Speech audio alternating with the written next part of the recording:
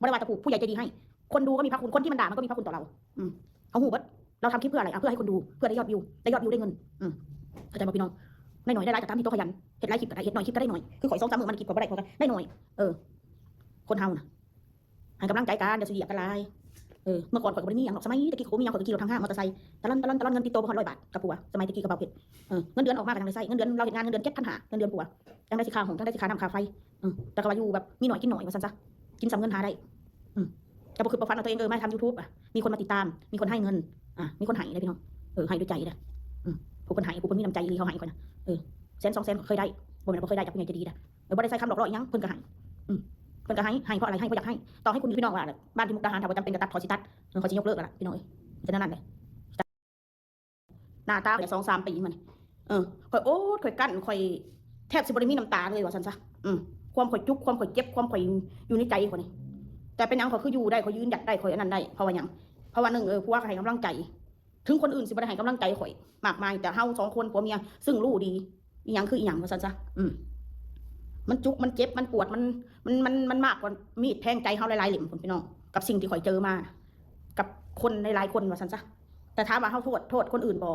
เฮาบ่โทษคนอื่นดอกมันก็1มามันก็ย้อนใจเฮามันยักยั้งใจเฮาบ่ได้มันเป็นเพราะตัวเฮาเองเนาะพอคนเฮามันมีหัวใจมันเขาเอิ้นหยังมันมีหัวใจมันบ่แม่นหินแม่นปูนบ่แม่นพระอิฐพระปูนที่ต้องมารองรับอีหยังแบบโดยที่เราไม่ได้ทำอะไรให้เขาแบบนี้นะเข้าใจบ่เจ้าบ่ฮู้ดอกเจ้าบ่เป็นข่อยเจ้าบ่ฮู้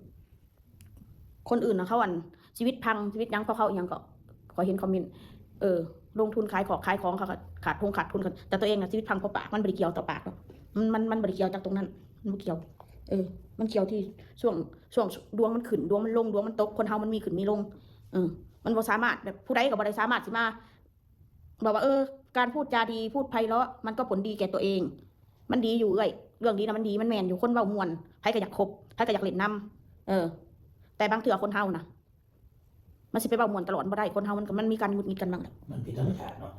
มันมีการหงุดหงิดแล้วซั่นจ้ะแต่จะให้พูดหวานๆเว้าม่วนๆนำคนนำกูเขาผู้ใดสิเว้าหยังใส่ก็ใช่มันแม่นอยู่แต่บางเถื่อมันบ่ได้รุนแรงเกินไปเฮาก็บ่ได้ใส่ใจดอกแต่บางเถื่อน่ะคนเฮาน่ะการที่คือเขาด่าลูกเขาด่าลามปามไปเอาลูกเฮามาด่าโทษทีโทษแทนคือข่อยเห็น FC ผู้หนึ่งเพิ่นว่าข่อยน่ะด่าลามปามไปถึงพ่อถึงแม่เขาเอาบัดเขาด่าลามปามถึงพ่อถึงแม่ข่อยเด้อซะด่าเอาลูกเอาเต้าเอาลูกเอาหลานข่อยมาด่าเด้อซะลามปามข่อยเด้อสุเจ้าคือบ่เว้าสิซุ่มนั้นนำแน่สุเจ้าสิมาว่าแต่ข่อยด่ากาดใครติใครเตือนยังก็ต้องมันด่าคนที่เขาเตือนเขาบ่ได้เตือนคนที่เตือนกับคนที่เว้าใส่มันแตกต่างกันเด้พี่น้องเขาบ่ได้โง่ปานนั้นเด้ถ้าคนตีเตือนเขาก็บอกต่อไปนี้ก็อย่าทำนะน้องมนนะถือมันเป็นบทเรียนนี่คือคนตีเตือนอย่าเหตุอย่าทำสิ่งไหนที่ตอบโต้ได้ก็ตอบโต้ไปสิ่งไหนที่ตอบโต้ไม่ได้ก็ให้มองข้ามไปการติเตือนหรือว่าการเขาเว้าใส่เฮานี่มันคนละขั้วกันเลยพี่น้องบ่ว่าแล้วเขามาด่าลูกเขาว่าเขาตีเตือนอีตาเคอย่างเช่นอีตาเคอีปัญญาอ่อนเด็กก็เลยไม่รู้เรื่องหน้าตาคิ้วเหร่หน้าตาไม่น่ารักเลยมันไม่น่ารักสำหรับคนที่มันสั่งแต่มันน่ารักสำหรับคนที่เขาหักก็คือข่อยนี่แหละหน้าตาข่อยมันกับบริมันกับมันเข้าอะไรอย่างก็มันกับบริน่ารักสำหรับคนที่เขาบ่มักว่าซั่นซะมันเป็นนั้นมันบ่แม่นว่ายังกับข่อยออกมาด่ากัดถึงพอถึงแม่โคตรเหงาค่ะทุกอย่างที่ด่ามันก็ล้วนแต่มันมีเรื่องการเป็นมามันบ่แม่นอยู่ซื่อข่อยสิไปนั่งด่าข่อยไม่รู้จักคนพวกนั้นนะตามหลักแล้วข่อยบ่ฮู้คนทำ YouTube ก็ต้องทำใจแม่นบางช่องเขาโดนด่านักคือกันกับข่อยแต่เขาด่าในด้านที่เขาทำถึงเขาทำผิดอีหลีเขาต้องถูกด่าเข้าใจบ่คือเขาทำผิดจริงๆเขาถึงโดนด่าอันนี้ข่อยอีหยังข่อยกินข้าวเพื่อนแม่ก็ด่าข่อยนี่วันเขาทำอะไร กับการที่ได้ยินคนอื่นว่าโอ้อีขี้โกงคนที่พูดนะมันไม่ได้รู้อะไรแต่นี่มันอยู่ในใจกูนี่ในใจกูนี่โกงหรือบ่โกงมันอยู่ในใจนี่พี่น้องเลยข่อยนะมันอยู่ในใจข่อยนี่ชุมเจ้าบ่เห็นชุมเจ้าบ่ได้รับรู้ข่อยบ่สามารถเว้าได้ทุกเรื่องข่อยบ่สามารถเว้าได้เต็มสติงว่าซั่นซะเอาเป็นว่าเว้าซ้ำนั่นเข้าใจข่อยพอบอกชุมเจ้าบ่เห็นชุมเจ้าบ่ได้รับรู้ข่อยบ่สามารถเว้าได้ทุกเรื่อง